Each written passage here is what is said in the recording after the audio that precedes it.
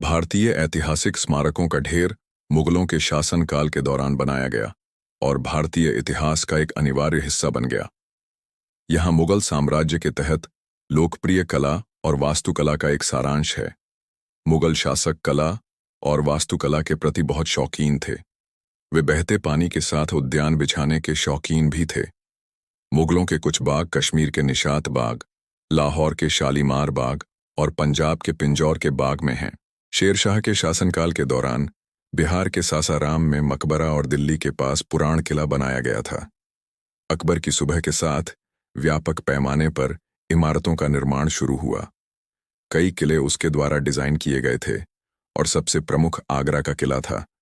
इसे लाल बलुआ पत्थर से बनाया गया था। उनके अन्य गढ़ लाहौर और इलाहाबाद में हैं। दिल्ली में प्रसिद्ध लाल किला शेरशाह के उत्तराधिकारी शाहजहां द्वारा अपने रंग महल, दीवान ए आम और दीवान ए खवासस्व के साथ करवाया गया था। फतेहपुर सीकरी में एक महल सह किला परिसर भी अकबर, विजय शहर द्वारा बनाया गया था। इस परिसर में कई गुजराती और बंगाली शैली की इमारतें भी पाई जाती हैं। संभवतः उनकी राजपूत माताओं के लिए इन गुजराती शैली की इमारतों का निर्माण किया गया था। इसमें सबसे राजसी संरचना जामा मस्जिद और इसके प्रवेश द्वार है, जिसे बुलंद दरवाजा या बुलंद गेट के रूप में जाना जाता है। प्रवेश द्वार की ऊंचाई 176 फीट है। इसे गुजरात पर अकबर की जीत की याद में बनाया गया था। जोधाबाई का महल और 5 मंजिला पंचमहल फतेहपुर सीकरी की अन्य महत्वपूर्ण इमारतें हैं।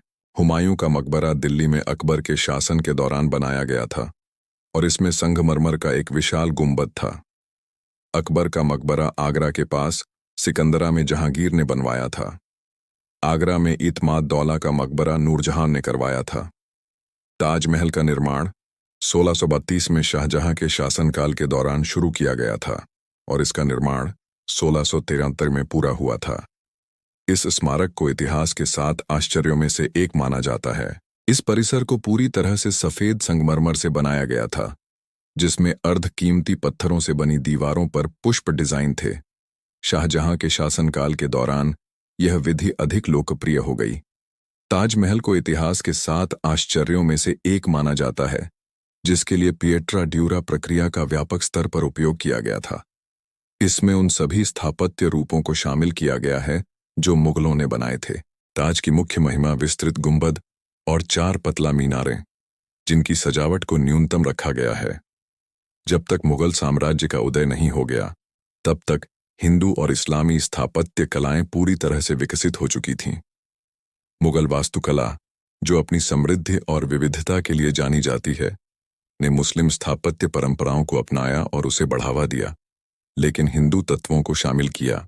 मुगल वास्तुकला का परिणाम, विशेष रूप से ताजमहल जैसे स्मारकों में 16वीं और 17वीं शताब्दी के दौरान उत्तरी भारत में हुई इस्लामी वास्तुकला की भव्यता को दर्शाता है। तो दोस्तों, यह थी मुगल वास्तुकला और उस दौर की कलाकृतियां। आशा करता हूं आपको यह जानकारी भा है।